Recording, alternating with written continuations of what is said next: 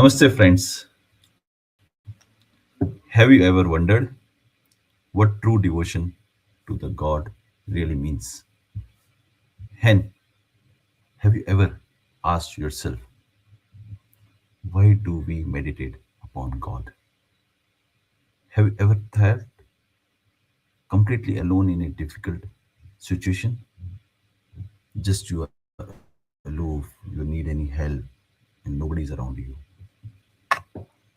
Have you ever worried so much about the future that is going in your mind and mind is not able to take any rest? Welcome, my friends. My name is Mahendra. Today, we'll explore a very deep question: why do we meditate upon God? As always, Binaji is with us. Binaji, a very warm welcome to you. Thank you. Namaste. Namaste, Binaji. So, we have a very interesting session today. We would all do meditation, but why we do the meditation? This all the theme of this session is about. So, how can my existence reduces suffering and increase the goodness in the world? And how can I use what God has given to me for the welfares of the others? And the main important question comes in the mind is, what is the devotion? And how many relationship could become stronger if we practiced this principle of gratitude? Yeah, gratitude is the most and powerful technique. God gives abundantly to those who are willing to give themselves. Therefore, we should not stand before God merely as beggars with outstretched hands. We should become true lover of the divine service to the world and work for the welfare of all are among the highest expressions of devotion. Mature devotion says, whether life is easy or difficult, I will remain connected with truth, goodness, and God. Sudama did not approach Krishna with pride or entitlement. He carried a simple offering. The value of the offering was not in its price, but in the love behind it. Pandit Shri Ram Sharma Acharya repeatedly emphasizes that one beautiful principle. The joy of life lies in giving. Giving does not mean only giving money. You can give your time, knowledge, encouragement, compassion, skills, physical health, and happiness. Now we come to gratitude is one of the greatest spiritual qualities of a human being. Our lives are connected with the effort of countless people whom we may never meet. Gratitude helps us recognize this invisible network of cooperation. In the vision of gratitude lies heaven, and in gratitude lies suffering. The Ramayana offers powerful examples of gratitude and loyalty of Hanuman, Sugriv, Jatayu, Shabdi, and others who attach with love and sincerity. Their devotion and contribution were valued. Considered Jatayu, he was unable to defeat Ravana, but he courageously tried to protect Sita. If somebody perform even a small act of kindness, we say thank you. Then think, how many times should we thank God? We have received life, consciousness, nature, relationships, ability, opportunities, air, water, sunlight. the ability to think, to love, to learn, and to change ourselves. Even if we thank God a thousand times every day, it would hardly be enough. The real devotees ask, what can I give? How can I serve? How can I use what God gives me for the welfare of others? This spirit of love, selfless service, sacrifice, moral conduct, and gratitude is the true form of devotion. Thank you, Vinaji. A gratitude helps to recognize the invisible network of corporations. I think that's a powerful statement or learning you have given us. Then, just I'm asking myself is what kind of the personality am I building every day?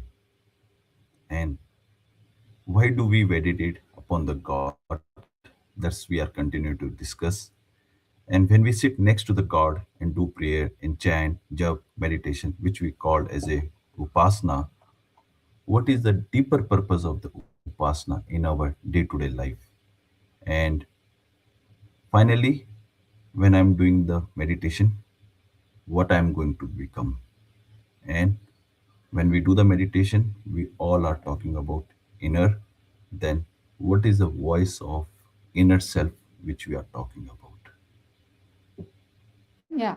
While meditating upon God, a devotee should visualize the divine as a complete. In Lord Rama, we may remember righteousness, responsibility, and commitment to Dharma. In Lord Krishna, we may remember wisdom, balance, and love.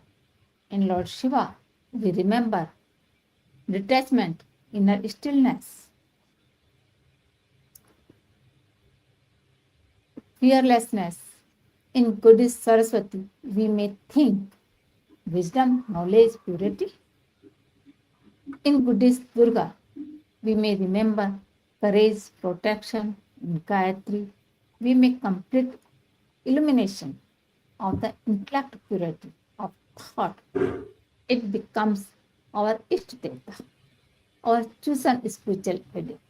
But there in an important point, if anyone may begin copying that person's, after some times they may begin to change. Why? Because repeated attention create imitation. Imitation create habit. Habit begins shaping personality. It is to transform ourselves until the divine qualities we worship become visible in our life. If you spiritual harmful behavior and repeatedly associate it with holiness, then the Ishtadevata should be understood as a symbol of the protect divine reality. Purn Brahma. As a child, Dhruva began with heart. He pushed consciousness upward. He will become strong. Our inner self has its own voice. On the other hand, when we perform a noble action, even if nobody praise us, something inside feels peaceful. This is also part of upasana. Ajamila has fallen deeply into wrong tendencies. When awareness returns, direction change, character can begin to transform. Many people think I have made too many mistakes. My habits are too strong. My life is already damaged.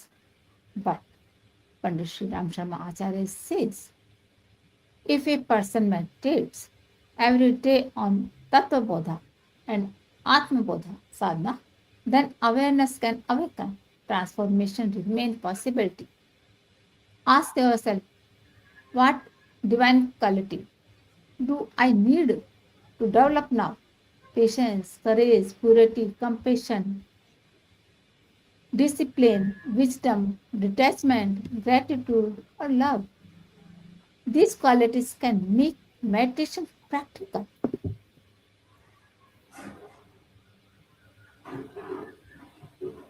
That's true, Binaji.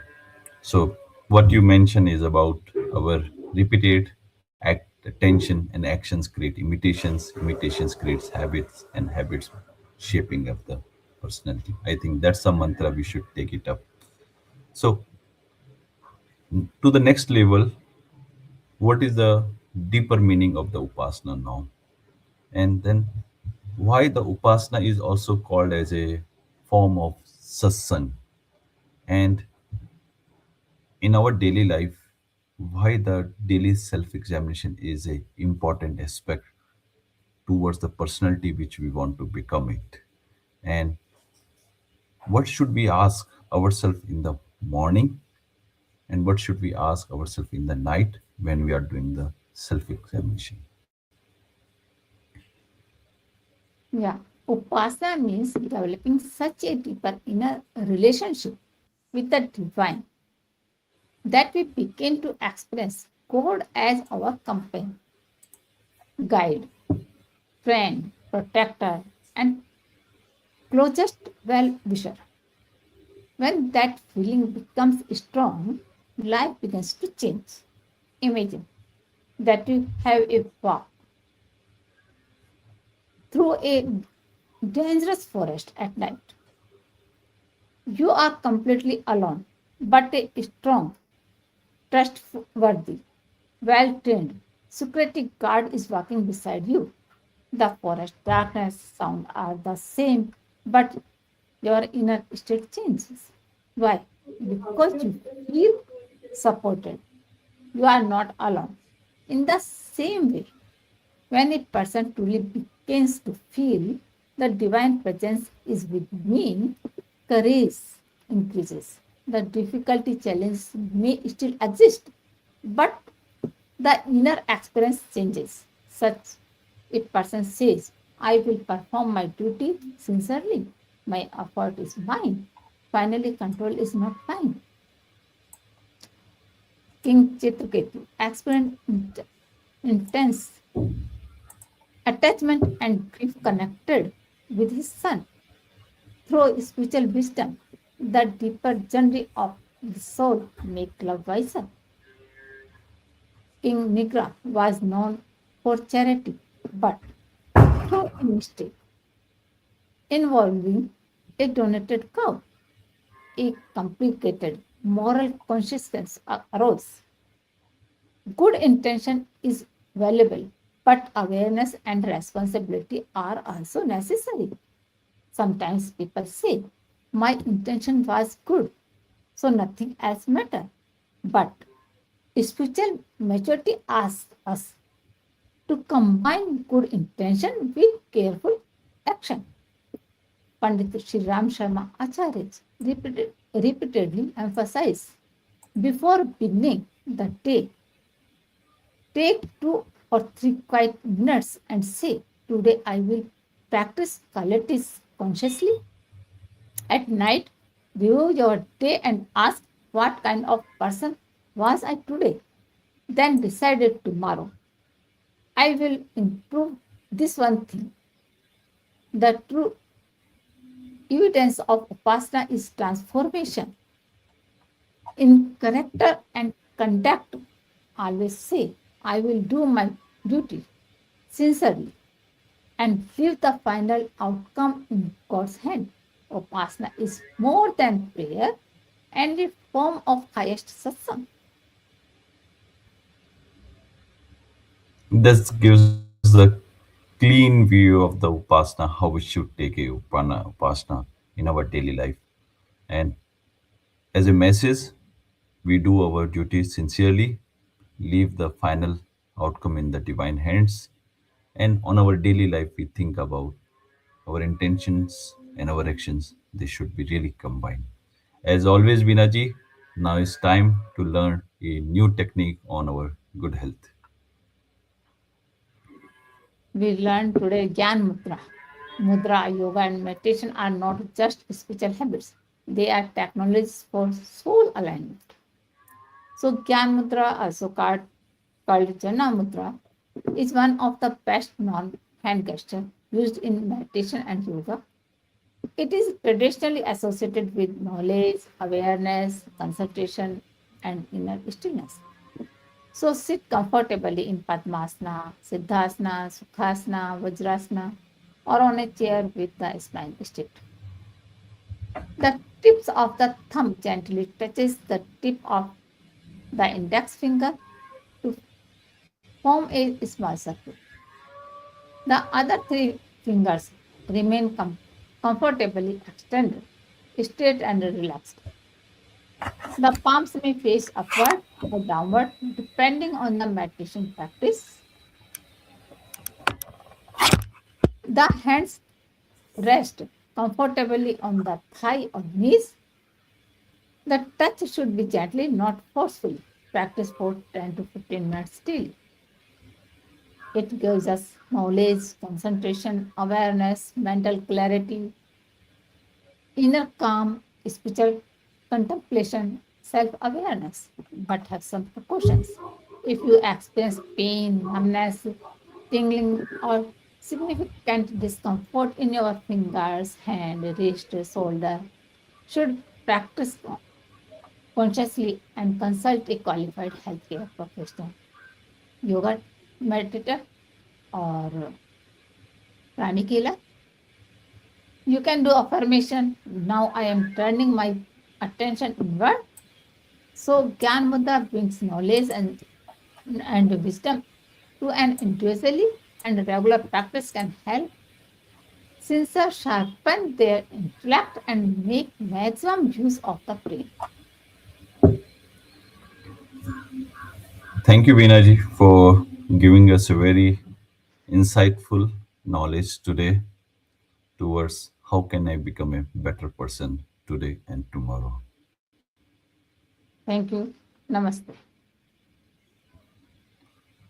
So, friends, please realize and think and do comment on the topic today. How can you become a better today? We'll see in the next video.